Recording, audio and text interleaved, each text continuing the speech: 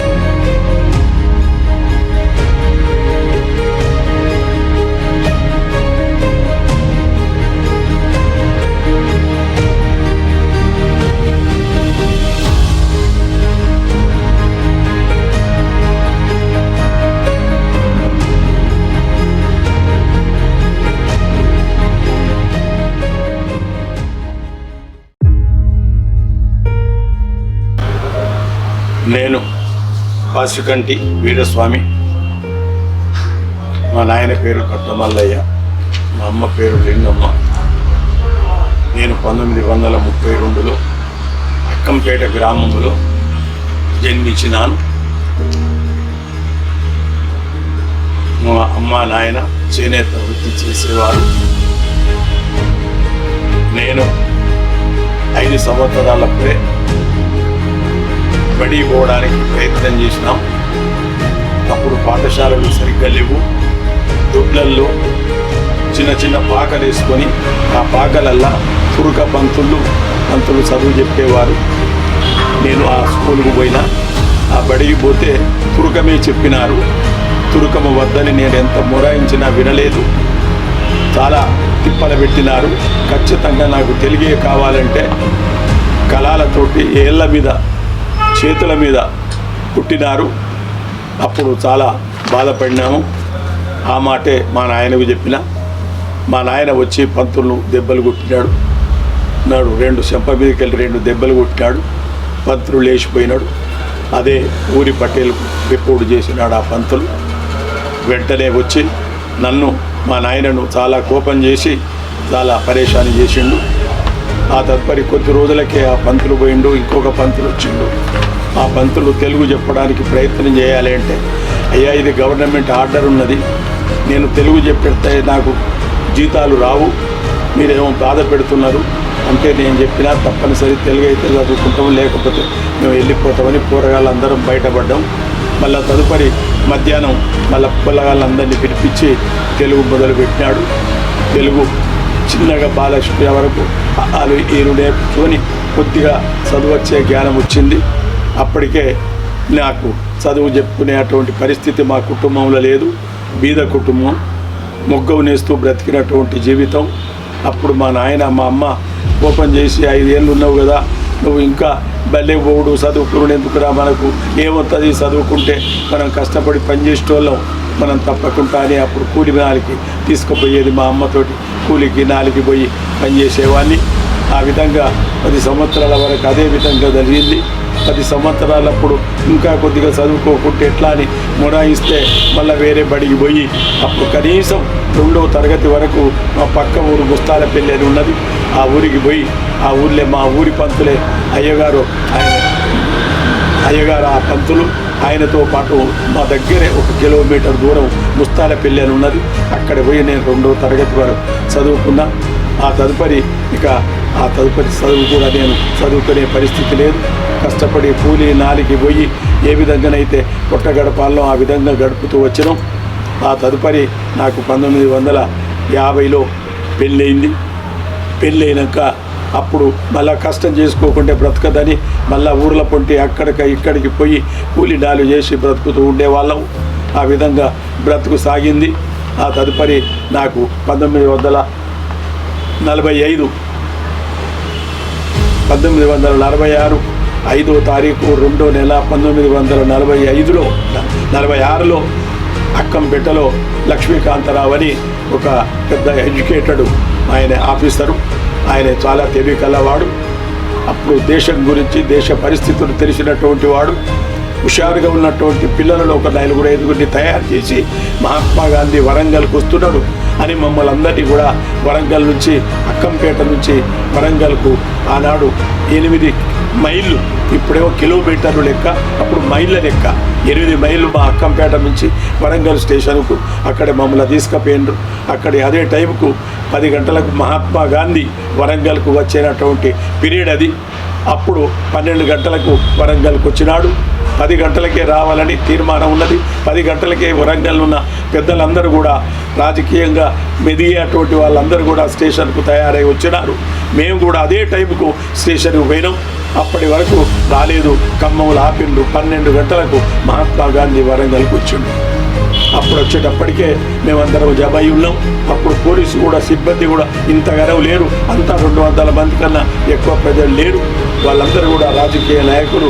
అప్పుడు బండారి చంద్రమల్లేశ్వరరావు, బండారి నాగభూషణ్ రావు, అడవారి సత్యనారాయణ, మరి భూపతి కృష్ణమూర్తి, యాతం శెట్టి ఆగయ్య, వీళ్ళందరూ కూడా అక్కడ తయారై ఉన్నారు. అప్పుడు మహాత్మా గాంధీ రాగానే అప్పుడు ఆరెళ్ళ బుచ్చయ్య, నాగభూషణ్ రావు ఇద్దరు రెక్క పట్టుకొని ఆ పల్లెకెళ్ళి నిమ్మలంగా స్టేజీ మీదకి మహాత్మా గాంధీని తీసుకొచ్చినారు. అప్పుడు తీసుకొచ్చి దించేటప్పుడు మహాత్మా గాంధీకి జై అని నేను నినాదం చేసేదాంటే మొట్టమొదలు నేను పక్కనే ఉన్నా. నేనే నినాదాలు ఇచ్చిన. నాతో పాటు మా దగ్గర ఉన్నటువంటి వాళ్ళందరూ కూడా మహాత్మా గాంధీకి జై జై అని నినాదాలు ఇస్తే అక్కడ ఉన్న వాళ్ళందరూ కూడా పొరగాళ్ళు చాలా మంచి ఉపన్యాసం ఇచ్చిందని చాలా సంతోషపడ్డారు. అప్పుడు మహాత్మా గాంధీ వచ్చిండు. అప్పుడు ఆకారపోళ్ళు, అక్కడ ఉన్న ఎంఎస్ రాజలింగం, నాగభూషణ్ రావు వీళ్ళందరూ కూడా అతని ఆహ్వానం చేసి అతనికి వస్తువులు, వెండి బంగారు వస్తువులు కూడా అతనికి అర్పించినారు. అవన్నీ కూడా తీసుకొని महात्मा गांधी देश सौभाग्य के लिए आप लोग मदद करना ज़रूरी है, आप लोग इकट्ठा से रहना ज़रूरी है। ये देश के लिए ब्रिटिश वाले को दूर करने के लिए आज हम लोग जो उद्यम चलता है उद्यम में आप लोग भागस्वामी होकर देश बढ़ाने के लिए, देश को अच्छी करने के लिए आप जरूर रहना అని ఆయన 4 మాటలు చెప్పినాడు. అంతటి మహాత్మా గాంధీకి జై అనగానే మళ్ళీ ఆయన వెళ్ళిపోయాడు. ఆయనతోటి భూపతి కృష్ణమూర్తి గారు కూడా ఆయనతోటి వారధ వెళ్ళిపోయాడు. అప్పుడు మహాత్మా గాంధీ గారు చెప్పిన మాటలకి దానికి మీకు ఏమనిపించింది? అంటే ఉద్యమంలో పాల్గొనడం ఒక ఉత్తేజం, ఒక విధమైనటువంటి ఆకర్షణ, ఒక విధమైనటువంటి స్పందన కలిగింది. అప్పుడు అక్కడ ఉన్న వాళ్ళందరూ కూడా చాలా సంతోషపడి ఆ మహాత్మా గాంధీకి జై అని అప్పుడు ఆయన బండి ఎక్కగానే 1 గంట లోపే మళ్ళీ ఆయన వెళ్ళిపోయాడు. అక్కడి నుంచి మేమందరం ఇక్కడికి వచ్చినాం. మమ్మల్ని అందరినీ కూడా తీసుకొచ్చిన కొత్త పిల్లలు మళ్ళీ లక్ష్మీకాంతరావు ఏ పెద్ద మనిషి అయితే మమ్మల్ని తీసుకొచ్చిండు. మమ్మల్ని అందరినీ కూడా మళ్ళీ అక్కడికి వచ్చి మళ్ళీ మనిషికి ₹1, 10 రూపాయలు, 5 రూపాయలు లేవు. అప్పుడు ₹1 కూడా కాదు. నేను పల్లికాయలు గురించి ఆ పల్లికాయలు జేబులలో పోసుకొని ముక్కుకుంటా మళ్ళీ అక్కంపేటకు నడిచిపోయినాం. అంటే ఆ కాలంలో అసలు రూపాయికి ఎన్ని కిలోల బియ్యం వచ్చేది? అసలు రూపాయికి 16 కిలోల బియ్యం, 14 కిలోల దుడ్డు బియ్యం, 12 రూపాయలు ఏక్ నెంబర్ కిచిడి, 12 రూపాయలకి ఏక్ నెంబర్ కిచిడి బియ్యం ఇచ్చిళ్ళు. నిజాం సర్కార్ కానేక చామల్ అంటే అన్నారు వాళ్ళు. అప్పుడు అవి 14 కిలోలు, 13 కిలోలు అప్పుడు బియ్యం. ఆ ₹1 దొరకడం చాలా కష్టం. కొత్తగా కలవబోతే 3 కొత్తలు అంటే 6 పైసలు. అంటే అప్పట్లో రూపాయలు లెక్క కొలిచేదా? ఆనాలు ఇట్లా కొలిచేది. ఏకానా, దోవానా, చారానా, ఆటానా. అప్పుడు అన్ని రాగి పైసలు, నిజాం సర్కారు పైసలు. ఒక దిక్కు చార్మినార్ ఉంటుంది, ఒక దిక్కు నెంబర్ ఉంటుంది. అవి పైసలు. రూపాయి అయితే ఎండి, ప్యూర్ ఎండి. రూపాయి బిల్ల, రూపాయి ప్యూర్ ఎండి. ఆ ఎండి దాంతో బంగారం దూకిస్తుడు ఎనకట బంగారం దుకాణాలల్లా ప్యూర్ ఉంటుంది అదని. అంటే ఆనాడు పైసలు అట్లుంటాయి ఊర్లో. అంటే ఇప్పుడు మనకు అప్పట్లో గడియారాలు లేవు అని చెప్పి. గడియారాలు లేవు, అసలే లేవు. ఎట్లా తెలిసేది మరి? అది పొద్దు పొడిస్తే అప్పుడు పెద్దవాళ్ళు అయినాం. నేను అప్పటి వరకు గాంధీ మార్పుడు వచ్చిండు, ఇక్కడికి వచ్చిండు, కూలీ నాలి పని చేసినాం. అప్పుడు 1952లో నా పెళ్ళి అయింది. పెళ్ళి అయినాక ఇంకా పెళ్ళి ఈ కూలీ నాలేది అప్పుడు ఆజం జాబిలలో మనుషులు పనిచేస్తున్నారు. అప్పుడు మా అన్న పనిచేస్తున్నాడే, మా నాయన పనిచేస్తున్నాడే. అప్పుడు నేను కూడా ఆజం జాబిల్లుకు 52లో పెళ్ళి అయినాక ఒక 2 నెలలకే ఆజం జాబిల్లుకు పోయినా. ఆజం జాబిల్లో జైన్ అయినా. ఆజం జాబిల్లో బదిలీ పార్టీ అంటారు అప్పుడు. సబ్స్టిట్యూట్ కార్డు ఇచ్చిండు. పనులు ఏమన్నా పర్మనెంట్ కూడా రాకపోతే మనం ఆ జాగాలో పని చేయాలి. అది బట్టలు నేను వీవింగ్లో పనిచేసిన. వీవింగ్ అంటే బట్ట తయారవుతుంది. మనం పద్మశాలి వాళ్ళం కాబట్టి బట్ట తయారు చేసే కాడ ఉండాలనే ఉద్దేశంతో నేను వీవింగ్లో పనిచేసిన.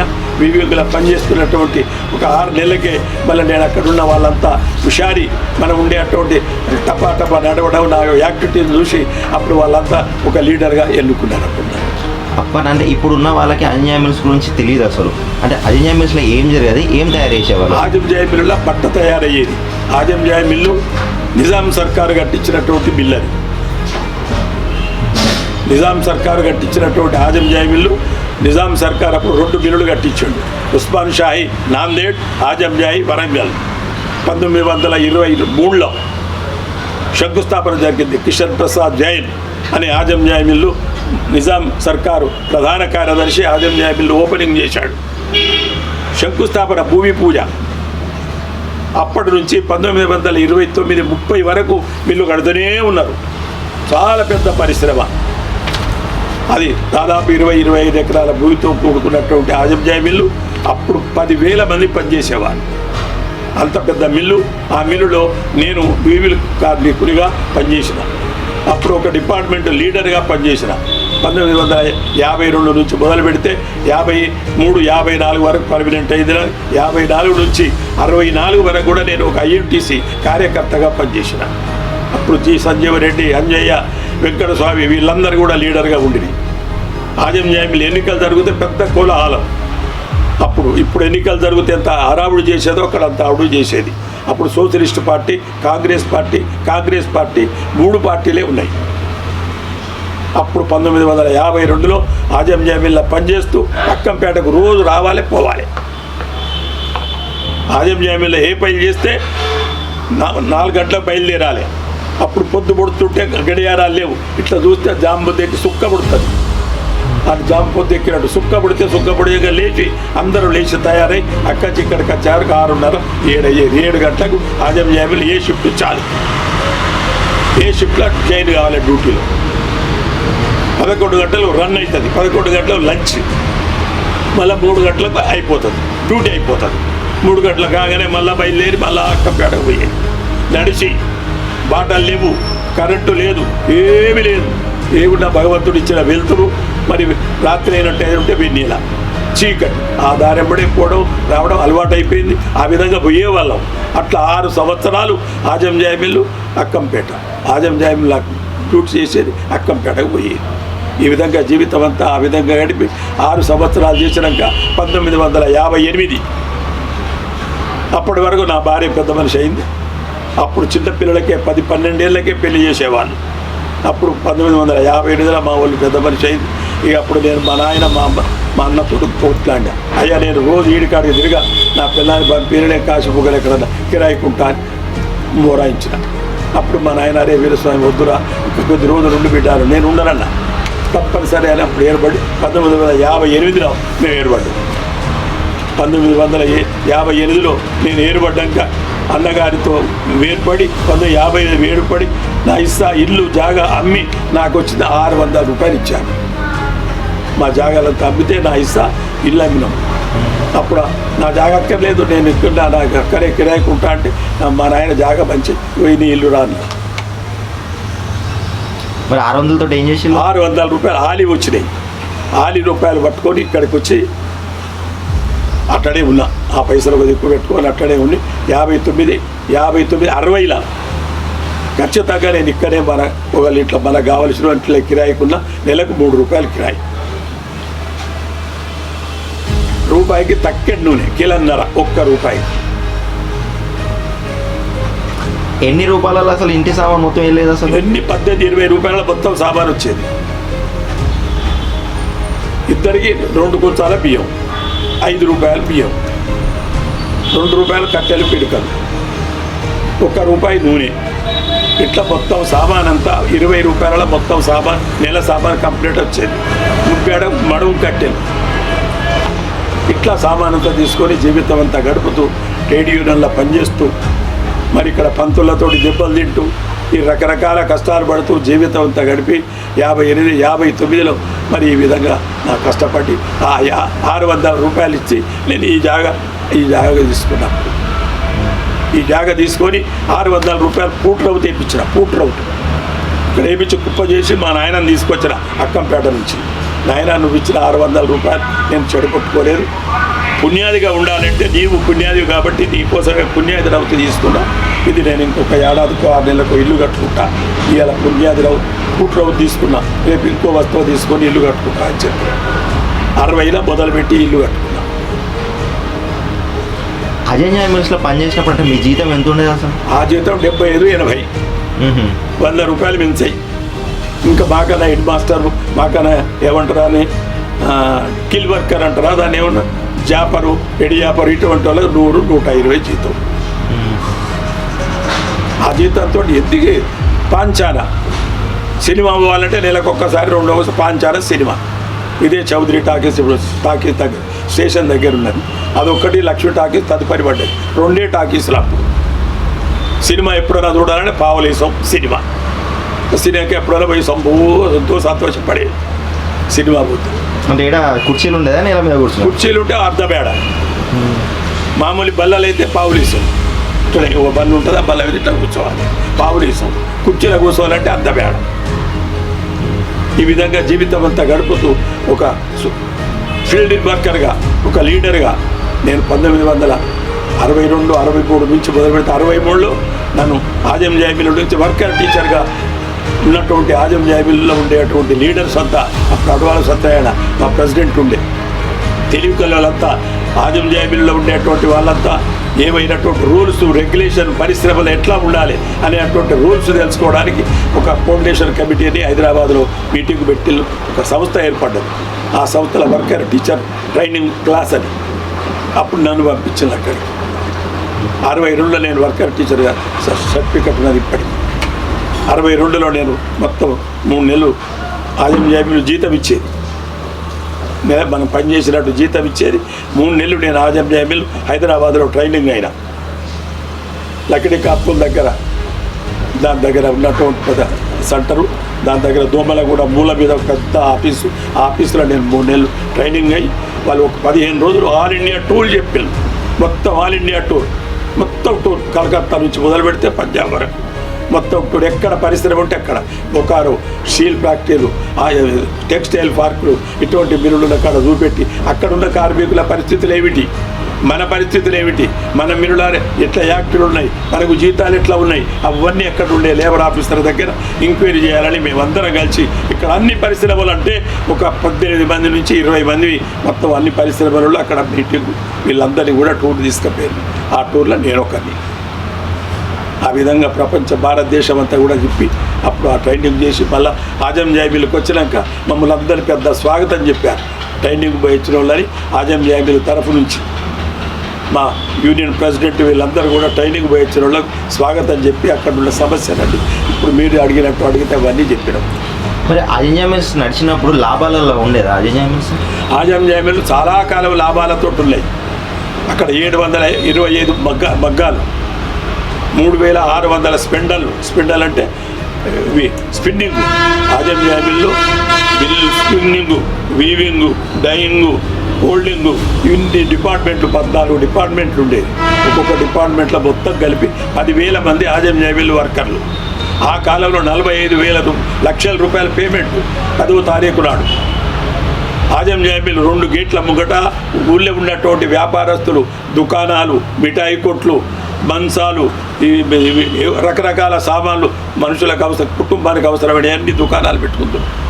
ఆజం జామిల్ జీతాలు పడ్డాయంటే అంత సంతోషం. 100 రూపాయలు జీతాలు పెట్టుకొని వస్తే ఎంత ఆనందంగా ఉండేదో. ఆ విధంగా తీసుకొచ్చి బూందీ 3 పైసలకు బూందీ, 3 పైసలకు ఛాయ. ఇంటికి పిల్లలకి ఎత్తాలంటే 2 చిట్టీలు 3 చిట్టీలు బొందు పొట్లాలు కట్టుకొని తీసుకొస్తే మా నాయన బొందు ఎత్తాడు, బొందు ఎత్తడం పడేవాళ్ళు. ఆ విధంగా కూడా ఆజం జాబిలు జీవితం గడిపి 1952 మిల్లు జాయిన్ అయితే 1988 అక్టోబర్ 16వ తారీఖు నాడు రిటైర్మెంట్ అయినా. అప్పుడు 70,000 రూపాయలు నాకు గ్రాట్యుటీ నష్టపరిహారం వచ్చింది. ఆ పైసలు పెట్టి నేను మంచిగా ఇల్లు కట్టుకున్నాను. ఈ మన జీవితం వ్యాపారాలు అంటే ఉద్యోగంలో గడిచిపోయిన తర్వాత అసలు ఉద్యమంలోకి రావడానికి కారణం ఏంటి? ఉద్యమం రావడానికి ఏ విధంగా అయితే ఉద్యమం ఆజం జాబిలో ఒక వర్కర్గా పనిచేస్తున్న పరిస్థితిలో మా బుట్టిగాళ్ళందరినీ ఇక్కడ ఉండే రాజకీయ లీడర్లు వాడుకునేవాళ్ళు. ప్రతి దాంట్లో పాల్గొనేవాడిని నేను. ఏ ఉద్యమం వచ్చినా ప్రతి దాంట్లో నేనే అడ్డం పోయేది. అరే వీరస్వామి వస్తాడు రాగు రాలేదు, వీరస్వామిని తీసుకుపోయి పెడితే ఉపన్యాసాలు చేసేవాళ్ళం, వ్యతిరేకంగా చేసేవాళ్ళం. సోషలిస్టు పార్టీ ఈ విధంగా ఉన్నది, కమ్యూనిస్ట్ పార్టీ గట్లున్నది. మన కాంగ్రెస్ ఈ దేశానికి ఆదర్శం. ఏఐటీసీ అంటే కమ్యూనిస్ట్ పార్టీ, సోషలిస్ట్ పార్టీ. ఈ పార్టీలతోటి వ్యతిరేకం చేస్తూ మేము ఎప్పటికీ ఉద్యమాలలో పాల్గొంటూ రాజకీయంగా చైతన్యం చేస్తూ ఉండేవాళ్ళం. ఈ ఉద్యమంలో పాల్గొన్నప్పుడు జైల్లో పెట్టడం ఇలాంటివి ఏమైనా జరిగినాయా? జైల్లో పెట్టి నేను 1953-54లో నేను ఆజం జాబిల్లో అభివృద్ధి అయినాక 56లో ఆయన గోపాలకృష్ణ గోఖలే జన్మదినం. ఆనాడు భారతదేశం అంతా బంద్ ఇచ్చింది. ఆ బంద్లో పాల్గొనడానికి మేము అంతా ఆజం జాబిల్లో పనిచేస్తాను. ఈ ఆజం జాబిలు కూడా బంద్ పెట్టాలని నేను ఒక 5-6 కార్యకర్తలు కలిసి ఇట్లా చెయ్యి ఊపుతూ మొత్తం డిపార్ట్మెంట్ అది బంద్ పెట్టాం. బంద్ పెట్టడంతో డిపార్ట్మెంట్ మొత్తం బంద్ అయిపోయింది. ఆంధ్రం బయటికి వచ్చినాం, నల్ల జెండాలు బొంగు పెట్టుకొని మొత్తం ఊరంతా దిగినాం. అప్పుడు ఆజం జాబిల్ మేనేజ్మెంట్ నష్టం జరిగి ఒక మిల్లు బంద్ పడ్డదని మమ్మల్ని అందరినీ షోకాస్ నోటీస్ ఇచ్చి గేట్ బంద్ చేశాను. డ్యూటీకి పోకుండా గేట్ బంద్ చేసింది. అట్లా 56 రోజులు గేటు బంద్లో మేము బయట ఉన్నాం. రోజు తిరగడం పోవడం, లీడర్లు పడిపోవడం, ఎప్పుడు మమ్మల్ని పరిమిత పెట్టుకుంటారని ఇదే ఉద్యమం ద్వారా మేము ఆ విధంగా 56 రోజులు అయినాక అప్పుడు ఆజం జాబిల్లు అక్కడ గురుమూర్తి ఆజం జాబిల్ కాంగ్రెస్ పార్టీ నుంచి, అప్పుడు అంతా కాంగ్రెస్ పార్టీ ప్రభుత్వమే. అప్పుడు గురుమూర్తి అని మేల్కోటే అని అప్పుడు 2 లీడర్లు ఆజం జాబిల్కి వచ్చింది. కె సుదర్శన్ అని అప్పుడు కొత్తగూడెం ఎమ్మెల్యే. ఆయన ఆజం జాబిల్కు చాలా ప్రాముఖ్యత ఇచ్చాడు లీడర్గా. ఆయన వాళ్ళందరినీ పట్టుకొచ్చి గేట్ మీద మీటింగ్ పెట్టి ఈనాడు చేస్తున్నటువంటి 16 మంది కార్మికులు ఆనాడు గేటు బంద్ అయిన వాళ్ళు 16 మంది కార్మికులు గేటు బంద్ అయిన వాళ్ళందరినీ మేనేజ్మెంట్ పర్మిట్ తీసుకోవాలి. టైప్ జీ ఆజం జాబిల్ మేనేజ్మెంట్ డైరెక్టర్ పేరు టైప్ జీ సెట్ను పిలిపించి మాట్లాడి మమ్మల్ని అందరినీ మళ్ళీ డ్యూటీ మీద తీసుకున్నారు. 56 రోజులు పని పైసలతో యుక్తంగా మమ్మల్ని అందరినీ పర్మిట్ తీసుకున్నారు. అప్పుడు మళ్ళీ వరంగల్ ఆజం జాబిల్ అంతా జై కొడుతూ తిరిగితే పూలదండలు వేయడం, పెద్ద ఆడంబరం చేయడం, కార్మికులంతా ఎంతో సంతోషపడ్డారు ఆ రోజు. ఆ విధంగా ఉద్యమాలు చేస్తూ ఉంటే నేను ప్రజలలో ప్రతి వారికి వీరస్వామి అంటే చాలా ప్రత్యేకత. ఆజం జాబిల్ కాంగ్రెస్ లీడర్లు ఎవరున్నా నన్ను పిలిచేవారు. అరే వీరస్వామి అయ్యాల పలానా దిక్కు మీటింగ్ ఉన్నది, యాదవ్ షెట్టాగే దొడ్లే మీటింగ్ ఉన్నది, బంజన్ తొట్టి మీటింగ్ ఉన్నది, పలానా ఫంక్షన్ హాల్లో మీటింగ్ ఉన్నదంటే ఆ మీటింగ్లో పోయి మొదలే మాట్లాడేది. ఈనాడు కార్యక్రమం ఉన్నది, ఈ కార్యక్రమంలో ఫలానా వాళ్ళు వస్తున్నారు, ఫలానా వాళ్ళ అధ్యక్షత కార్యక్రమం జరుగుతున్నది కాబట్టి మీరంతా సావధానంగా విని ఈ కార్యక్రమాన్ని జయప్రదం చేయాల్సిందిగా నేను మనవి చేసేవాడిని. ఈ విధంగా ఉత్తేజపరుస్తుండే వాళ్ళం. ఎమ్మెల్యే అయినా ఎంపీ అయినా నేను స్పీకర్ పట్టుకొని ప్రచారం చేసేవాళ్ళం. కాంగ్రెస్ చరిత్ర ఈ విధంగా ఉంటుంది. కాంగ్రెస్ దేశానికి ఆదర్శం. కాంగ్రెసే ఎన్నో ఉద్యమాలు చేసింది. నెహ్రూ గారు, మరి మోతీలాల్ వీళ్ళందరూ కూడా దేశం కోసం త్యాగం చేయడానికి వీళ్ళందరినీ తయారు చేసినటువంటి సంస్థ ఈ సంస్థ.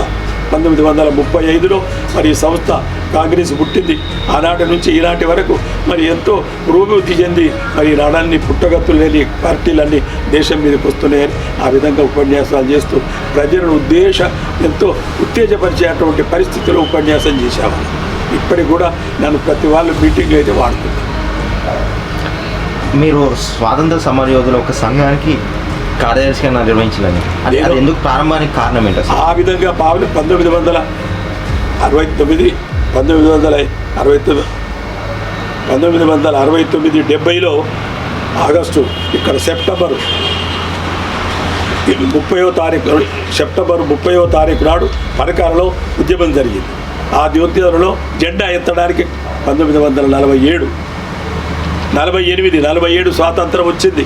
48 సెప్టెంబరు దేశానికి స్వాతంత్రం వచ్చింది. మన వరంగల్ తెలంగాణకు స్వాతంత్రం రాలి. నిజాం సర్కారు విపరీతమైనటువంటి ఉద్యమాలు చేసి పాకిస్తాన్లో కలపాలని అటువంటి ఇది ఒక రెండో పాకిస్తాన్ చేయాలని రజాకారులను తయారు చేసి పుడి కొలిపి దేశంలో ఎక్కడెక్కడ ఉన్నటువంటి వాళ్ళు ఎగిరే వాళ్ళను దొరికే వాళ్ళు అందరిని దెబ్బలు కొట్టి హత్యలు చేసి మానభంగాలు చేసి నానా హింసలు చేసినటువంటి పరిస్థితులు అవి. 1945 ఫిబ్రవరి, మార్చి, ఏప్రిల్ ఈ విధంగా జరిగి మరి ఇక్కడ దీని పేరేంది ఇక్కడ పరకాల దగ్గర ఈ విధంగా సెప్టెంబర్ 30వ తారీఖు నాడు కాల్పులు జరుగుతుంది. 23 మంది చచ్చిపోయారు. జహుల్లా అని సబ్ ఇన్స్పెక్టర్ కాల్స్తూనే ఉన్నాడు. కాంగ్రెస్ జిందాబాద్ అని జెండా ఎత్తుతూనే ఉన్నారు, వీళ్ళు కాల్స్తూనే ఉన్నారు. ఆ విధంగా కాల్పితే మాకు వెంటనే వార్తలు వచ్చినాయి. మేమందరం అంకంపేట నుంచి ఉరికినాం. కామారెడ్డి అని ఉన్నది ఇప్పటికి ఊరు, దాని అవతల ఒక పెద్ద మోరి ఉన్నది. ఆ మోరి కాడ ఇప్పుడు అది కరెంట్ ఆఫీసు పడ్డది. అప్పుడు ఏమీ లేదు. ఆ మోరి కాడికి పోయే వరకు 104 సెక్షన్ పెట్టిళ్ళు. అప్పుడు సెక్షన్ అంటే ఏందో మాకు తెలియదు. ఆ రోజుల్లో 140 సెక్షన్ పెట్టిళ్ళు. లోపలికి ఎవడు పోవడానికి వీల్లేదని అప్పుడు పెద్ద బందోబస్తు చేసింది. మేము పొరగాలమంతా కూడా గల్లీలు చిన్న మెల్లలు లోపల పడ్డాం. పరకాల పోయినాం. పరకాల కాడ పోగా ఎవడెవడు వచ్చిండో వాళ్ళందరినీ పట్టుకుని అరెస్ట్ చేశారు. అరెస్ట్ చేసేదంటే నేను ఒక్కరిని ఉన్నా. అప్పుడు తీసుకొచ్చి పరకాలలో పెట్టిళ్ళు 2 రోజులు. మళ్ళీ ఎంక్వైరీ చేసేవాళ్ళు ఏమి ఎక్కడెక్కడ వాళ్ళు అంటే వీళ్ళు అక్కపేట అంటే ఇక్కడ ఈ బ్రాంచ్ ఇక్కడికి వస్తుంది, ఆత్మకూరు పోలీస్ స్టేషన్కి వస్తుంది. ఆ ఆత్మకూరు పోలీస్ స్టేషన్ తీసుకుపోయి పోలీస్ స్టేషన్లో పెట్టిళ్ళు. పోలీస్ స్టేషన్లో 10 రోజులు ఇచ్చింది. రోజు మక్కదున్న దొడ్డు మక్కదున్నారు గూడాల సొంటి పెట్టేది. అప్పుడు డంగుసున్నాం, సిమెంట్ లేదు, డంగుసున్నాం బదులు దున్నపోతలు కట్టేదానికి ఇంకెక్కడి నుంచి వచ్చిన ముగ్గురిని మమ్మల్ని ఇద్దరిని కట్టి అది డంగుసున్నంతో తిప్పిళ్ళు. 10 రోజులు మనుషులను తిప్పిళ్ళు. డంగుసున్నం పట్టుకొని తిరగాలి ఇట్లా గుండ్రగా. దున్నపోతులు కట్టి తిప్పే బదులు మమ్మల్ని బట్టి తిప్పిళ్ళు. దెబ్బలు కొట్టిళ్ళు, ఏళ్ళ మీద కొట్టిళ్ళు, మోకాళ్ళ మీద కొట్టిళ్ళు. ఇప్పటికీ నాకు ఈ పక్కన నొప్పి లేదు. విపరీతమైన దెబ్బలు కొట్టిళ్ళు. ఒరుతాంటే కొట్టిళ్ళు. ఆ విధంగా దెబ్బలు తిని నానా పరేషాన్ పడి అప్పటికి వీళ్ళ మీద ఏమి కేసు లేదు, ఏం చేయడానికి వీలు లేదని ఇమీడియట్లీ మమ్మల్ని ముగ్గురిని తీసుకుపోయి అక్కడ సెంట్రల్ జైల్లో అప్పచెప్పారు. సెంట్రల్ జైల్లో ఒక 14 రోజులు ఉన్నాం. అప్పుడు యుద్ధం రెడ్డి అని జైలు బోత్ మీరు రౌండ్ కొడుతుంటే మేము కూరగాయలను కూర్చున్నాం. అక్కడ పెద్దాపురపంలో ఒక ఆయన, ఆత్మకూరలో ఒకడు, నేను అక్కంపేట నేను ఒక్కడిని, ముగ్గురు తిరుగుతూ వచ్చి ఎందుకు వచ్చారా మీరు అన్నాడు. అయ్యా పోలీసులు దెబ్బలు కొట్టి తీసుకొచ్చి లేచులని ఊరికే ఏడ్చినాం. మరి దొంగతనం చేసినారా బిడ్డ మీరు? అయ్యా మేము దొంగతనం చేయలేదు, బాంచడి ఏం చేయలేదు. ఆ విధంగా దెబ్బలు కొట్టి అరే చూసారా బిడ్డ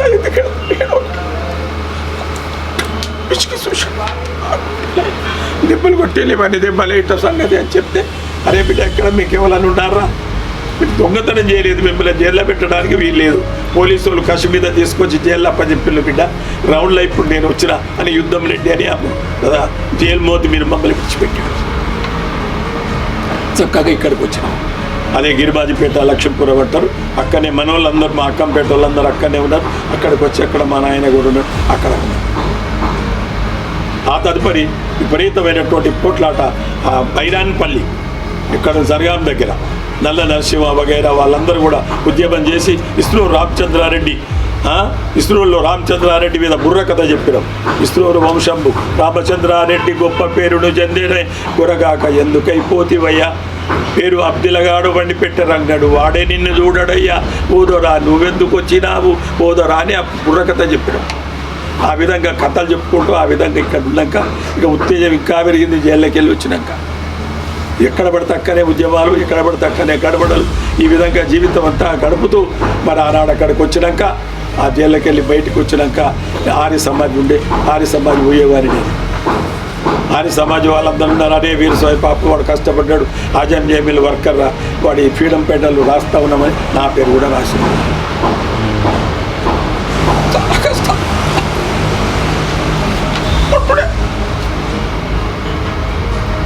అప్పుడు ఆర్య సమాజ్ వాళ్ళు నన్ను తీసి మరి నీకు జైలు వేరే సర్టిఫికెట్ కావాలి కదా, ఎవడిద్దరు సర్టిఫికెట్. అప్పుడు ఆత్మకూరు పోలీస్ స్టేషన్ పోయినా ఒక పద్మశాలి కులస్తుడు ఎవరు ఆయన ఏమంటారు ఆయన టైపిస్ట్. పోలీస్ స్టేషన్లో ఒక టైపిస్ట్ మనిషి అక్కడ కూర్చున్నాడు. టైపిస్ట్ ఆడపోయి దండం పెట్టిన. అప్పుడు మిల్లులో పనిచేస్తాను, కొద్దిగా తెలివి ఉన్నది. సార్ ఇట్లా సంగతి, నేను పలానా రోజు పలానా టైంలో ఈ పోలీస్ స్టేషన్లో 14 రోజులు ఉన్నా, నాకు ఇక్కడ ఉన్నట్టు ఏమన్నా సర్టిఫికెట్ ఇస్తారంటే వాడు బాగా చూసిండు, కిందికి మీద చూసి ఏమిస్తావు అన్నాడు. అయ్యా నీ దండం పెడతా, నేను ఏమిస్తానయ్యా, 100 రూపాయలు ఇస్తాను. 3 రోజులకు రాకుమ్మన్నా, 100 రూపాయలు నెల రోజుల జీతం. మళ్ళీ వాళ్ళని వీళ్ళని తయారు చేసి 100 రూపాయలు జేబులో పట్టుకొని అక్కడ పోయి ఇస్తే ఆయన ఇన్ని రోజులు జైల్లో ఉన్నాడు, పోలీసు వాళ్ళు కొట్టిళ్ళు, మొత్తం రిపోర్ట్ అంతా రాసి మొత్తం ఇంత కాగితం ఇచ్చి మోరు కొట్టించాడు. సెంటర్ జైలు పోయినా మళ్ళీ అక్కడ మొత్తం దగ్గర సెక్షన్ ఒక పెద్ద రూమ్ ఉంటుంది ముంగట్టి, అక్కడ టెలిఫోన్ ఉంటుంది, అక్కడ పోయి దండం పెట్టాం. ఏం సంగతి అయ్యా, నేను ఇన్ని రోజులు జైల్లో ఉన్నా, నాకు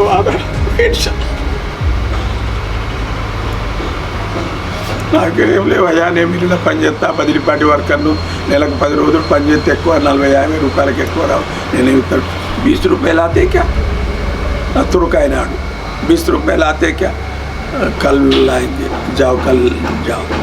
మళ్ళీ 3 రోజులకు 20 రూపాయలు అట్టుకుని పోయి వారికి 20 రూపాయలు చేతిలో పెట్టి సర్టిఫికెట్ మోడు కొట్టించాడు. ఇది పట్టుకపోయి ఆర్ఎస్ఆబాద్లో మా వాళ్ళకి అప్పచెప్పాడు.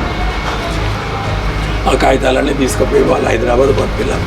స్వామి రామానంద తీర్థ ఈ నాయకత్వం, అప్పుడు నిజాం సర్కారుకు వ్యతిరేకంగా స్వామి రామానంద తీర్థ, అప్పుడు జమలాపురం కేశవరావు, చాలా పెద్ద వాళ్ళందరూ కూడా అప్పుడు ఆనాడు వందే మాత రామచంద్రరావు, వీళ్ళందరూ కూడా నిజాంకు వ్యతిరేకంగా పోరాటం చేస్తున్నటువంటి ఆ పీరియడ్లో మేమందరం కూడా హైదరాబాద్ కూడా పోయినాం.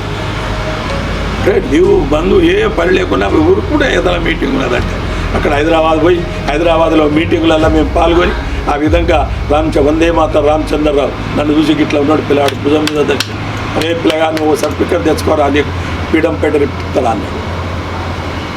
ఆ విధంగా ఉద్యమాలు చేస్తూ తిరుగుతూ ఉన్నటువంటి టైంలో హైదరాబాద్ కూడా అంతా తిరిగి అక్కడ చాలామంది పరిచయస్తుడిగా ఏర్పడి అప్పుడు నాకు 1990లో స్వాతంత్ర సమరయోధుడిగా నాకు ఆర్డర్ పంపింది. అప్పటి నుంచే ఫీడర్ ఫైటర్గా నేను పరిగణించబడ్డా. అప్పటి నుంచి నేను 1986లోనే హర్యానా కురుక్షేత్రలో ఆల్ ఇండియా కాంగ్రెస్ పార్టీలో ఉన్నటువంటి సేవాదల్ అనే ఒక గొప్ప సంస్థ ఉన్నది. సేవాదల్లో కిలావరంగల్ నార్బెట్ట వీరస్వామి, నార్బెట్ట వీరేశం, నేను కొంతమంది కలిసి సేవాదల్లో మేము తెల్ల పైంట్ వేసుకొని, తెల్ల చొక్కా వేసుకొని, ఇదే టోపీ పెట్టుకొని, ఇక్కడ బుగ్గలు ఉంటాయి అది పెట్టుకొని మేము సేవాదల్లో పాల్గొన్నాం. సేవాదల్లో వరంగల్ అంతా తిరిగి ఈ మీటింగులు పెట్టిన పురుషోత్తరావు వీళ్ళంతా, సురేందర్ రెడ్డి వీళ్ళందరూ కూడా ప్రచారం చేసేటప్పుడు సేవాదల్ డ్రెస్సుల మీదనే తిరిగి ప్రచారం చేసేవాళ్ళం. అప్పుడు ఆల్ ఇండియా నుంచి మాకు ఆర్డర్ వచ్చింది, కురుక్షేత్ర హరి కురుక్షేత్రలో నెల రోజులు మీటింగ్ ఉన్నది, మీరు రావాల్సిందిగా వరంగల్ నుంచి అని మాకు ఆర్డర్ పంపింది రైలు పాస్తో ఇస్తాను. అప్పుడు మేము వరంగల్ నుంచి ఎవ్వరు రావడానికి సిద్ధపడలే, నేను ఒక్కటి పోవడానికి సిద్ధపడ్డా. ఆయన మ్యాపిలో డ్యూ పెట్టిన, అయ్యా మరి అంత దూరం పోవాలి ఎట్లా అని ఆనలపు చైర్మన్ ఉండే, ఆయన దగ్గర పోయినా, సార్ హర్యానా రమ్మని నాకు ఆర్డర్ ఇచ్చింది, ఇట్లా మరి పైసలు లేవు నేను ఎట్లా పోవాలి ఏం సంగతి అంటే, ఏం పోయాలరా నేనేమి ఇస్తారా బిడ్డ అని ఆయన 300 ఇచ్చాడు చేతిలో పెట్టాడు. ఐక్యరాజ్యాన్ని దగ్గరికి పోయినా ఆయన 500 ఇచ్చాడు. ఇంకా ఇట్లా ఆడ ఈడ కలిసి ఒక 1000 రూపాయలు జమ చేసుకొని జేబులో పెట్టుకొని హర్యానా పోయి ఇక్కడ 15 రోజులు ట్రైనింగ్, 15 రోజుల దేశం గురించి, కాంగ్రెస్ పార్టీ ఉన్నతి గురించి, కాంగ్రెస్ పార్టీ పుట్టి పెరిగి ఈ విధంగా దేశానికి స్వాతంత్రం తెచ్చింది ఎట్లా అని ఈ విధంగా ఉపన్యాసాలు చేయాలి. ఉదయం లేవగానే తెల్ల నెక్కరు, తెల్ల షర్టు వేసుకొని, హర్యానా కురుక్షేత్ర అంటే మహాభారత యుద్ధం జరిగిన అడుగది. బాక్రానంగల్ ప్రాజెక్టు నుంచి అది నీళ్లు నింపిల్లు, రక్తమయమైనటువంటి ప్రాంతం కాబట్టి అక్కడ ప్రజలు తిరిగితే క్షేమం ఉండదు అని ఆ బాక్రానంగల్ ప్రాజెక్టు నీళ్లు నింపిల్లు. ఆ యుద్ధం జరిగిన భారత యుద్ధం జరిగిన అడుగు అది కురుక్షేత్ర. అక్కడ భీష్ముడు ఉన్నటువంటి అక్కడ పెద్ద మందిరం ఉంటుంది హర్యానాలో, కురుక్షేత్ర. అదే కురుక్షేత్ర దాని పేరు. అక్కడ భీష్ముడి అప్పశయవై పట్టుకున్నటువంటి దాన్ని ఆ విధంగానే దేవాలయం ఉంటుంది. ఇప్పటికీ 24 గంట మోగుతూనే ఉంటుంది. కరెంటు పెడతారు, ఆ గంటతోటి మోగుతూనే ఉంటుంది. 100 మంది వచ్చి చూస్తూ ఉంటారు. దాన్నే కురుక్షేత్ర. ఆ కురుక్షేత్ర మహాయుద్ధంలో 15 రోజులు మేము అక్కడ క్యాంపులో పనిచేసి పార్టీ గురించి ఏ విధంగా ప్రచారం చేయాలని ఉపన్యాసం. ఆంధ్రప్రదేశ్ అంటే మొట్టమొదలు తోటి మాట్లాడాలి. 29 రాష్ట్రాల నుంచి వస్తారు కాబట్టి అట్లా వాళ్ళు లెక్క పెట్టింది. నుంచి మొదలు పెట్టాలి. అంటే మొట్టమొదలు మనదే వచ్చేది. వీరస్వామి నమ్ముతే నేనే ఉపన్యాసం చేసేవాడిని. అప్పటి నుంచి ఉపన్యాసం చేయడం అంటే నాకు ఈజీ అయిపోయింది. उपन्यासम बदल పెట్టారు आधा घंटा टाइम, आधा घंटा बात करना देश के लिए। भारत देश में कांग्रेस पार्टी क्या उन्नति लगाया, देश में क्या हो रहा है, अभी होने का क्या हो गया, इंदिरा गांधी मराने के लिए क्या वजह हो गया, इंदिरा गांधी मार गया, पंजाब वाले उसको दफन कर दिया, इसके लिए क्या सोच रहे हैं। ఇటువంటిదంతా మీటింగ్లో అర్ధ గంట మాట్లాడాలి. ఈ విధంగా అందరూ మాట్లాడినాక మళ్ళీ అప్పుడు అందరికీ భోజనాలు ఏర్పాటు చేస్తారు, మళ్ళీ క్యాంపులు పోయి ఇస్తారు. ఆ విధంగా మీటింగ్ జరిగేటప్పటికి అన్నీ అక్కడ ఆ ప్రాంతంలో తిండి మనం తినలేము. ఆ ప్రాంతంలో తిండి ఒక రకంగా ఉంటుంది, ఒక రకమైన వాసన వస్తుంది. అక్కడ తిండి వేరు, కథ వేరు. రాజీవ్ గాంధీ అక్కడ భోజనానికి వచ్చాడు. मैं बोला साहब 15 दिन काम करने का है या रहने का है, ये देश का खाना हम लोग नहीं खा सकते, मेरे से नहीं हो रहे।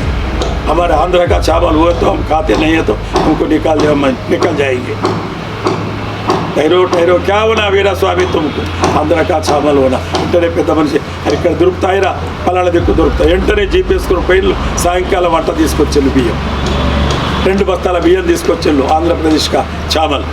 అప్పుడు వంట చేసి పెట్టిండు, పప్పు షారు చేసిండు, సాంబార్ కరియాపాకేసి నాతోటే కూర్చోడు రాజీవ్ గాంధీ. నా తదుపరి 4 ఉన్నారు అక్కడ వాళ్ళు, 5 నేను కూర్చోనాక खाना మంచి సాంబార్తో అన్నం తిన్నాను. क्या साहब कैसा है खाना, अरे बहुत अच्छा है खाना, ऐसे खाना खाते हैं क्या तुम, हम ऐसा खाने खाते, मैं दाल खाते ऐसा ऐसा खाए तो हम अच्छा ही रहता, नहीं हो तो क्या साहब यहाँ का खाना खाए तो क्या होता, नहीं होता, वो होता है हम लोगों को खाने के लिए बहुत परेशानी है, बहुत अच्छा है, बहुत अच्छा है. అట్లా 3 రోజులు ఆ మీటింగ్లో మాతోటున్నాడు ఆయన. ఆ తదుపరి 4వ రోజు మొత్తం రైలు వేసిండు, 500 మంది సేవదాలు పనిబడ హర్యానా నుంచి ఢిల్లీకి వేసి, ఢిల్లీ క్యాంపులో మళ్ళీ ఆయన ఢిల్లీ క్యాంపులో సేవాదళంలో మొత్తం మీటింగ్ పెట్టి హర్యానా క్యాంపులో బయలుదేరి అందరినీ ఫోటో తీసుకొని మళ్ళీ అప్పుడు అందరికీ మాట్లాడి ఎక్కడక్కడ సర్టిఫికెట్ ఇచ్చి పంపించింది. ఆ విధంగా 86లో ఈ విధంగా తిరుగుతూ ప్రతి ప్రాంతంలో ఇక్కడికి వచ్చినాక 90ల స్వాతంత్ర సమరయోధులు వచ్చింది. ఇక్కడ వచ్చినాక సమరయోధులు అంటే అంతవరకే తెలుసు, అందరు పెద్ద మనుషులేనే. ఇది అలా అప్పటి వరకు నాకు కూడా 80 సంవత్సరాలు 79 సంవత్సరాలు వస్తాయి. అప్పుడు వీళ్ళందరూ ఏ కట్ట చేయాలని, ఎప్పటికి ఏదో చేయాలని ఆవేదన. అందరినీ మొత్తం మీటింగ్ పెట్టించారు. సెప్టెంబర్ 17 మనకు స్వాతంత్రం వచ్చిన దినం.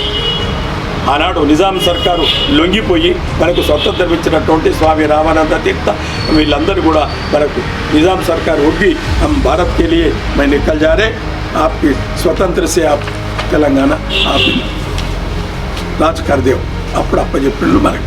అది సెప్టెంబర్ 17. అప్పుడు నిజాం సర్కార్ మీద బాంబు వేశాడు నారాయణరావు పవర్ నిజాం సర్కార్ మీద. అప్పుడు నిజాం సర్కారు సాయంకాలం 5 గంటలకు మక్కా మసీదుకు నమాజుకు పోయేవాడు. అప్పుడు బజార్లన్నీ బంద్, ఏ బజార్లు ఉండడానికి వీలేదు, మొత్తం దర్వాజాలు గేరాలు బంద్. ఎవడైనా బంగ్లా మీద ఉంటే బంగ్లా మీదకి వెళ్ళి చూశారు. ఆ విధంగా ఉన్న పరిస్థితిలో నిజాం సర్కార్ మీద నారాయణరావు పవర్ బాంబు వేశాడు. అది పొరపాటు జరిగి పక్కకు పడి బాంబు పేలింది.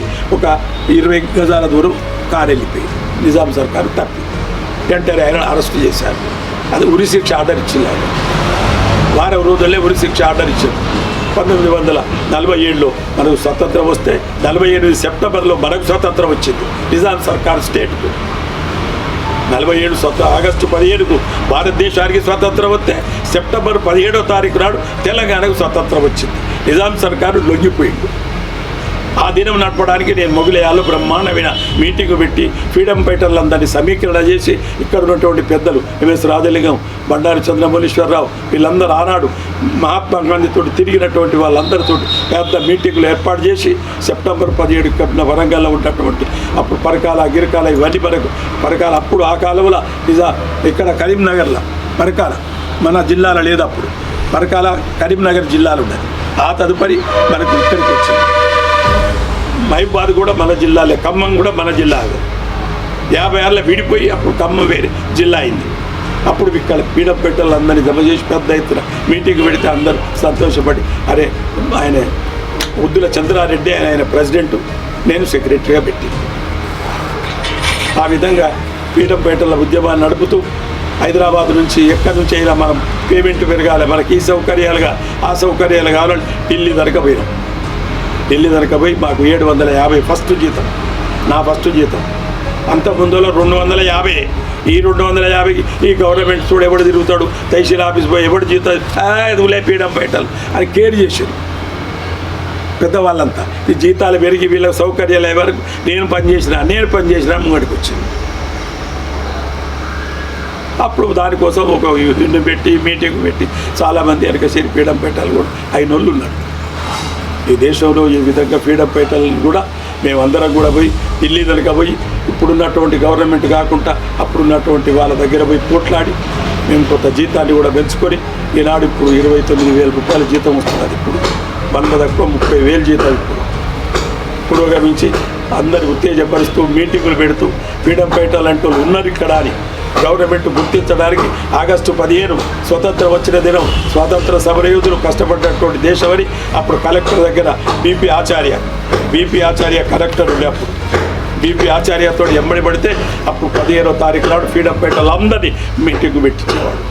వాళ్ళందరికీ సన్మానం చేసి అప్పటి నుంచి ఈ తారీఖు వరకు కూడా రిపబ్లిక్ డే ఆగస్టు 15 రక్తం ఉండేటువంటి జిల్లాలో ఉండే ఫ్రీడమ్ పెట్టాలందరికీ ఇంటిమిషన్ ఉంటుంది. నాకు ఇంటిమిషన్ మొగిలేయాలకు లెటర్ వస్తుంది.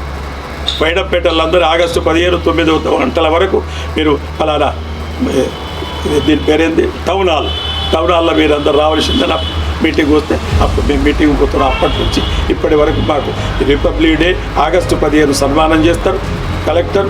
ఈ విధంగా సన్మానం చేస్తూ గౌరవంగా ఫ్రీడమ్ పెట్టాలనేటువంటి వాళ్ళు దేశ స్వాతంత్రం పోట్లాడిన వాళ్ళు అని ఒక గుర్తింపు తెచ్చుకున్నటువంటి పరిస్థితిని కల్పించినటువంటి స్వాతంత్ర సమరయోధులు. ఆనాటి నుంచి ఈనాటి వరకు కష్టాలు సుఖాలు అనుభవిస్తూ జీవితం ఇప్పటికి గడుపుతున్నాం. ఇప్పటికి మన రాష్ట్రపతి దగ్గరికి ఎప్పుడు వెళ్ళింది? రాష్ట్రపతి దగ్గరికి కలెక్టర్ గారు 2013 మొన్న రాష్ట్రపతి మొత్తం ఎంక్వైరీ చేస్తారు. కలెక్టరు తహసీల్దార్లు వీళ్ళు ఎంఆర్లు ఉంటారు కదా, అక్కడ మరి ఫ్రీడమ్ పెట్టాలి కలెక్టర్ ఆర్డర్ వస్తుంది. రాష్ట్రపతి ఆగస్టు 9వ తారీఖు నాడు రాష్ట్రపతి యావత్ దేశంలో ఉన్న ఫ్రీడమ్ పెట్టాలందరూ పెట్టి మీటింగ్ పెట్టి వాళ్ళు సన్మానం చేస్తారు. అది వాళ్ళు పార్లమెంట్లో నిర్ణయించుకున్న నిర్ణయం. ఆ నిర్ణయం వీళ్ళందరినీ ఎవరిని పిలవాలంటే జిల్లా కలెక్టర్కు ఆదేశం ఇస్తారు. జిల్లా కలెక్టర్ ఏం చేయాలి, ఇక్కడ ఉన్న ఫ్రీడమ్ పెట్టాలి ఎవరు గుర్తించాలి అని. ఆ గుర్తింపులో మరి ఏ విధంగా నా పేరు వచ్చిందో నాకేం తెలియదు. వాళ్ళ అక్కడి ఎంఆర్ఓ ఒక క్లార్క్ వచ్చి బాబు కలెక్టర్ పిలుస్తున్నాడు, నువ్వు రావాల్సింది, నువ్వు ఫ్రీడమ్ పెట్టాలి, నీకు ఏమైనా ఆర్డర్ కాగితాలు ఉంటాయి పట్టుకొని రమ్మన్నాడు. నాకు వచ్చిన ఆర్డర్ కాగితాలు అవన్నీ పీపీఓ బుక్ అవన్నీ పట్టుకొని కలెక్టర్ ఆఫీస్ వెళ్ళాడు.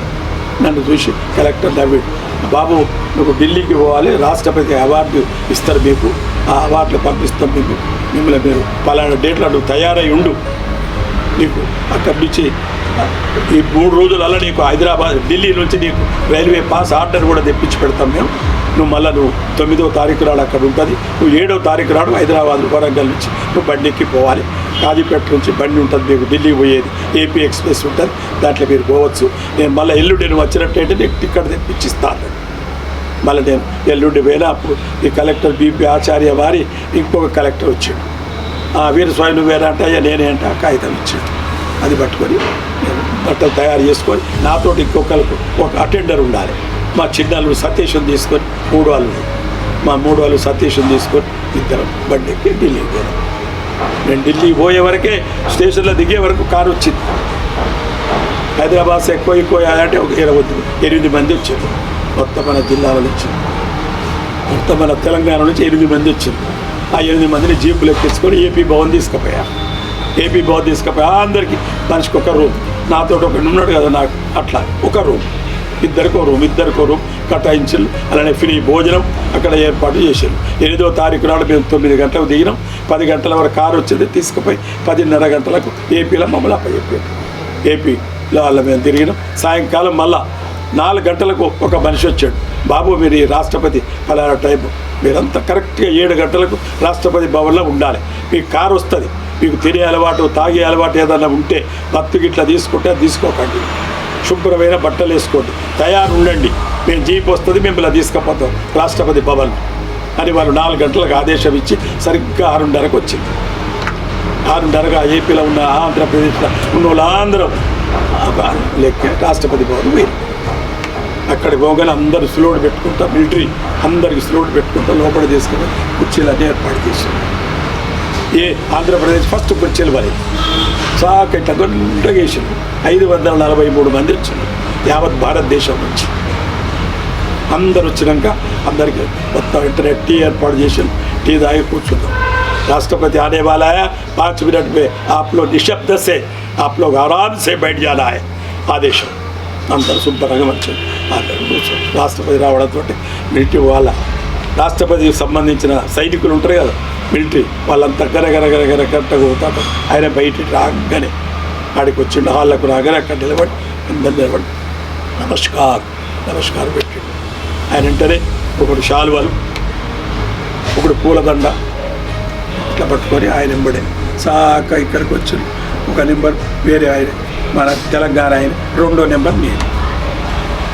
నాకు శాల్వా కప్పిండు, పూలదండేసిండు. ఎవరికి ఆగరించుకోలేదు. ఏందో ఏమో బాగా ఆరించుకున్నాను. వీరస్వామి వరంగల్ అంతే నా మాట. కాన్సే ఆయన అడగండి, వీళ్ళే చెప్పిన మొదలు. ఆయన కాన్సే ఎక్కడి నుంచి మీరు వచ్చిన అడిగితే మీరు పేరు చెప్పాలి, మీ ప్రాంతం చెప్పాలి అన్నారు. ఎక్కడ రాగానే మొదట ఆయనకు ఏమనలేదు. ఆయన శాలువా కప్పిండు, పూలదండేసిండు. నాకు శాలువా కప్పి పూలదండేసి వీరస్వామి వరంగల్ కాగరించుకున్నాడు. పూలదండేసింటే ఇట్లా వరుసగా ఇట్లా తిరుగుకుంటూ పోయి వచ్చారు. 9:30 అయింది. 7:15 మొదలు పెడితే 9:30 అయింది. ఇంతమందికి పూలదండలు వేసి తీసుకొచ్చి చేసిన ఆ మీటింగ్ అక్కడ కూర్చొని ఆయన మొదలు పెట్టాడు. ఆ భారతదేశకే స్వతంత్ర సేనాని 560 आदमी आया, बहुत खुशी है. देश पे कोना कोने से स्वतंत्र सेनानी आया. भाई तो सब लोगों को भाई स्वागत सुस्वागत बना है. आप लोग आराम से टिफिन करके आपको जो निशानी देता है वो निशानी पकड़ के आप आपके लोगों के आपके कब्रों में निकल जाना है. ఆయన ఉపన్యాసం 10 నిమిషాలు నరసంపల్లి పెట్టి అందరు లేచి, సోనియా గాంధీ వచ్చింది, మన్మోహన్ సింగ్ వచ్చింది, వీళ్ళందరూ వచ్చింది. లేచింది అందరూ లైన్ వెంబడి మొత్తం ఏర్పాటు చేసింది భోజనాల టిఫిన్లు అని ఎప్పుడు తినేది వాళ్ళు. సోనియా గాంధీ అలా 2 బిస్కెట్లు వేసుకొని ఇట్లా వచ్చింది. నేను పోయినా, మేడం नमस्कार, वरंगल से आया मैडम, हम फ्रीडम फाइटर्स है. हाँ मालूम है ना, फ्रीडम फाइटर आया, मालूम है क्या है. हमारे लिए कुछ पगार बढ़ाने के लिए थोड़ा है, हम लोगों को जीना बहुत तकलीफ हो रहा है, जरा हमारा पेमेंट बढ़ाने के लिए कोशिश करना है मैडम. अच्छी बात है. मनमोहन सिंह गाరు नमस्कार. వీళ్ళంతా నన్ను చూస్తారు, పిచ్చోడ వాళ్ళ ఆయన బడి ఎందుకు పోయినా అని వీళ్ళు. ఒకడేమో సంతోషపడతాడు, ఒకడేమో ఆయన ఎందుకు వీళ్ళు అంటారు. ఎందుకు పోయినా ఆయన దేశ నాయకుడు. మనం స్వతంత్ర సమర యోధులు, వాళ్ళతో మాట్లాడి తప్పేమన్నా తప్ప కాదు కదా. मनमोहन सिंह దగ్గర నేను साहब या कुछ तेलंगाना का मूवमेंट चलता है, अब तेलंगाना के लिए आप कुछ सोच रहा है साहब. अच्छी बात है, सोचने के लिए माता जी कर रहे हैं ना, कुछ कर रहे हैं. अच्छी बात है అనుకో. పోయి అట్లా పోయారు. నా ఇప్పుడు ఇద్దరే ఉండే టిఫిన్ తీసుకొని నేను ఛాయ్ తాగి ఆ టిఫిన్ చేసి 10 నిమిషాలు నిలబడా. మళ్ళీ ఇంకో లైన్లో భోజనం, ఇక్కడే టిఫిన్గా అక్కడే భోజనం. ఏం చెప్తాం, అక్కడ మనిషికి ఒక్కొక్కడంతా భోజనం చేసి బయటకు రాగానే కిట్టు, మనిషికి ఒక కిట్ ఇచ్చింది. అలా ఒకటి ఏమిటిది, సోలార్ అది పెట్టుకుంటే నీళ్ళు వేడైతే చూడు అట్లా ఉంటుంది ఒకటి. అలా ఒక దాన్ని ఏమంటారు, చెంబట్ట ఉంటుంది ఒకటి, అంటే 2-3 నిమిషాలు అలా పెట్టి ఒక అందరికి కిట్ ఇచ్చింది. ఆ కిట్ ఒకరికి ఆ కిట్ పట్టుకొని బయటికి వెళ్ళాలి.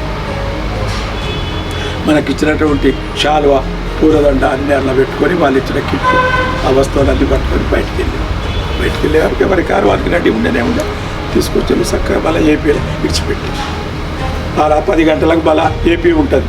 మేము వీడు వెళ్ళిపోతామని చెప్తే విలేకరులు వాళ్ళు వీళ్ళందరూ వచ్చి మీకు మీ అనుభవం ఏమొచ్చింది, दिल्ली के आने का बात तुम्हारे लोगों को क्या तकलीफ हुआ, क्या खुशी बनाया आप लोग, राष्ट्रपति से कैसा मिलाकत हुआ, तुमको अच्छा मिला तो हुआ नहीं అనేవి అన్ని ప్రశ్నలు ఇప్పుడు మీరు అడిగినట్టు అడుగుతా అన్నీ చెప్తా ఉంటే వాళ్ళందరూ राजस्थान आंध्र प्रदेश तेलंगाना के लिए आंध्रा के लिए मैं लेटर भेज लेंगे तुम लोगों की बात को అని వాళ్ళంతా మాట్లాడి అప్పటికే టైం అవుతుంది. వెంటనే మాకు జీప్ వచ్చింది. 6 ఉన్నాం. 6 జీప్లు వెళ్ళి స్టేషన్లో దించింది. ఒక పారవున సంతకాలు పెట్టించుకున్నాను. స్టేషన్లో మమ్మల్ని దించినట్టు క్షేమంగా దించినట్టు ఒక పారవున దాని సంతకాలు పెట్టించుకున్నాను. వాళ్ళు వచ్చింది. ఇంతలో బండి వచ్చింది. బండి ఎక్కింది. సూపర్గా వరంగల్కి వచ్చాను. వరంగల్కి వచ్చారు. 9:30 అయింది. 9:30కి వచ్చి వరంగల్ స్టేషన్లో కాంగ్రెస్ వాళ్ళు, ఫ్రీడమ్ ఫైటర్స్, కాంగ్రెస్ అభిమానులు అందరూ పెద్ద పూలదండాలు పట్టుకొని ఉన్నారు. ఆయన పేరు ఏదో అవుతారు, రాజారావు ఆయన పేరు ఏదో.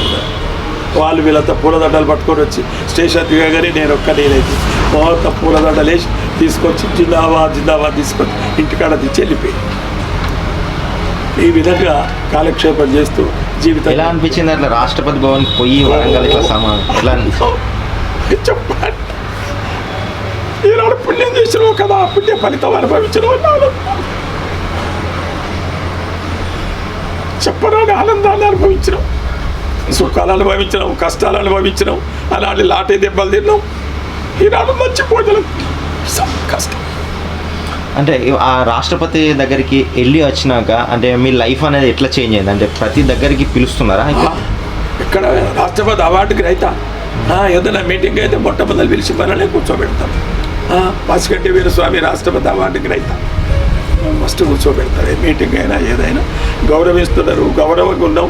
గౌరవంగా ఇప్పటికి కూడా ఎన్ని పార్టీలు వచ్చినా, ఎన్ని పార్టీలు మారినా, రాజకీయ లీడర్లందరూ అవసరాల కోసం ఎన్ని పార్టీలలో మారినా నా జీవితం అంతా కూడా నేను కాంగ్రెస్ పార్టీలో ఉన్నా.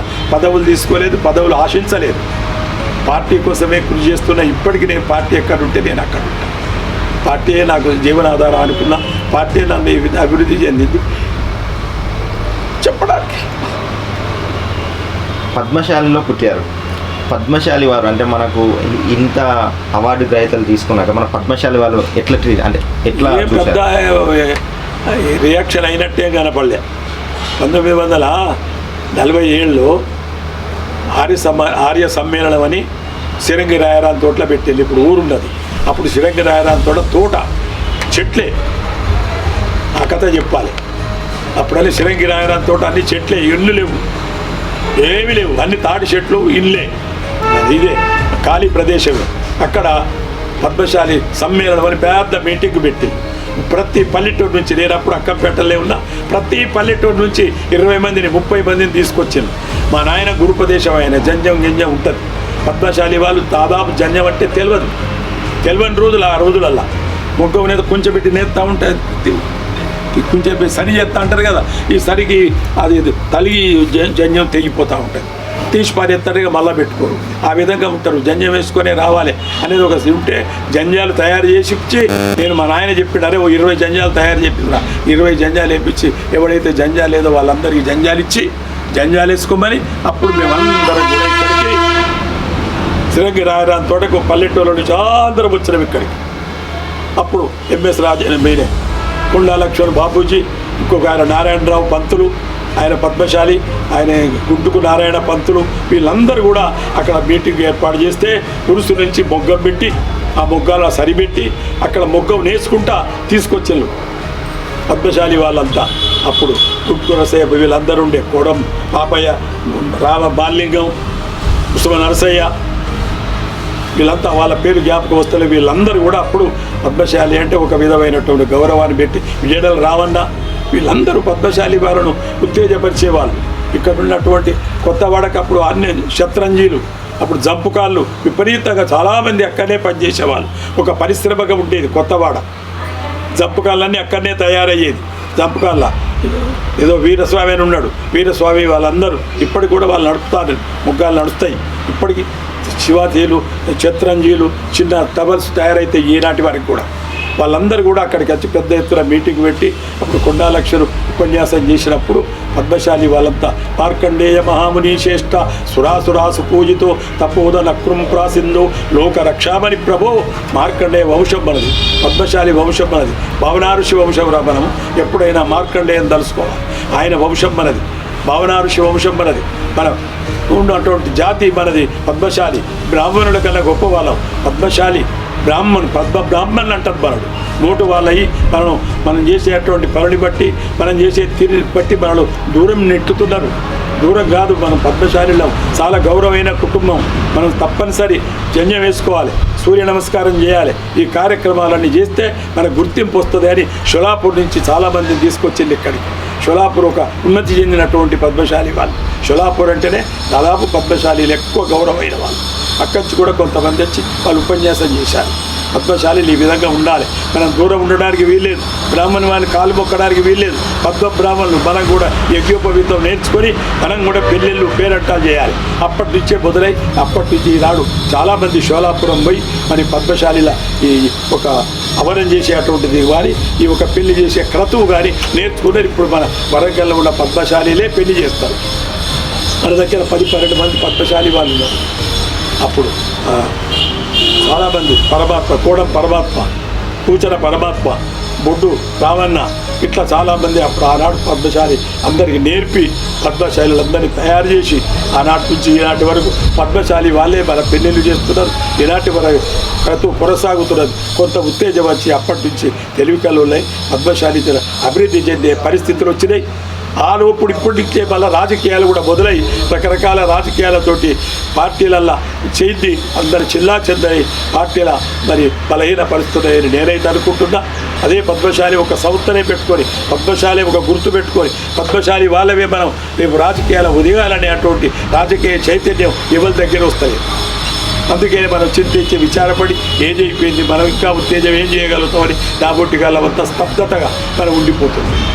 అందుకని రాజకీయంగా ఎవరికైనా పదవి వస్తే అదే గ్రూప్, అదే పార్టీ, ఇది వాళ్ళే, ఇక వేరే వాళ్ళని చూడరు. వాళ్ళ బంధువులు, వాళ్ళకి కావలసిన వాళ్ళు వాళ్ళదే. మరి పద్మశాలి వల్ల మనకు పేరు వచ్చింది. మన బంధువులందరినీ సమీకరిద్దాం, ఇక్కడ వీళ్ళని అభివృద్ధి చేద్దాం అనే మనస్తత్వం ఇక్కడ ఇంతవరకు అయితే వరంగల్ ఏ పద్మశాలి వాళ్ళ గర్మలు. ఏం చేస్తే బాగుంటుందంటే ఐక్యత లేనప్పుడు ఎంత ఐక్యత చేసేటువంటి ఉత్తేజం అటువంటి యువకులు ఉండాలి. పద్మశాలి వాళ్ళను తయారు చేయడానికి ప్రయత్నం చేయాలి. సంఘం పెట్టిన మహాబ్రహ్మాండమైనటువంటి పద్మశాలి సంఘం ఉన్నది చార్బౌడి దగ్గర. అది ఆనాడు పొడ్డా లక్ష్మణ్ బాపూజీయే ఓపెన్ చేశాడు. కుడిమేల రామన్న దానికి నాయకత్వం వహించి నిలబడి కట్టించిండు. అది బ్రహ్మాండంగా ఇప్పుడు పెళ్ళిళ్ళు పేరంటాలు అవుతానే అది పద్మశాలి భవన్ అనే ఒక ప్రత్యేకమైన పేరు వచ్చింది. అప్పటి నుంచి అక్కడ శివనగర్లో పద్మశాలి భవనం కట్టిళ్ళు, చార్బోడిక ఇక్కడ ఒకటి గేట్ కింద ఓడి కట్టిళ్ళు. ఇట్లా పద్మశాలి భవనం కట్టుకొని అలా స్వార్థమే, అలా కూడా డబ్బులు వసూలు చేసుకోవడం, ఆ డబ్బులు ఏవైతారో లెక్క చెప్పకపోవడం, మరి ఇవన్నీ జరుగుతున్నాయి. దీన్ని బట్టి మనం ఐక్యత అయ్యి మనం అంతా ఎట్లా తయారు చేద్దామనేది మరి కష్టంతో కూడుకున్నటువంటి పని. కాబట్టి పద్మశాలి ఐక్యత చేయడానికి ఈనాటి యువకులంతా ఉత్తేజపరిచి వీళ్ళందరినీ తయారు చేసి వెనుకడున్న పెద్ద మనుషులను కూడా తయారు చేసి ఆదర్శంగా తీసుకొని మరి పద్మశాలిని అభివృద్ధి చేయడానికి ప్రయత్నం చేస్తే అలా నాబోటి గాళ్ళ కూడా భాగస్వాములమై ఆనాడున్న పరిస్థితి, ఈనాడున్నటువంటి ఉత్తేజం మనందరూ కూడా పద్మశాలిలో అభివృద్ధి చెందాలి, రాజకీయంగా అభివృద్ధి చెందాలి అనేటువంటి పరిస్థితిని కల్పించడానికి మాకున్న ఓపికను మేమందరం కూడా మరి తయారవుతామనే అటువంటి అభిప్రాయం నాలో ఉంటుంది. మీకు మా వీడియోస్ రావాలనుకుంటున్నారా? అయితే వెంటనే మా ఛానల్ని సబ్స్క్రైబ్ చేసుకోండి. అలాగే మీకు కనిపిస్తున్న బెల్ బటన్ని నొక్కండి.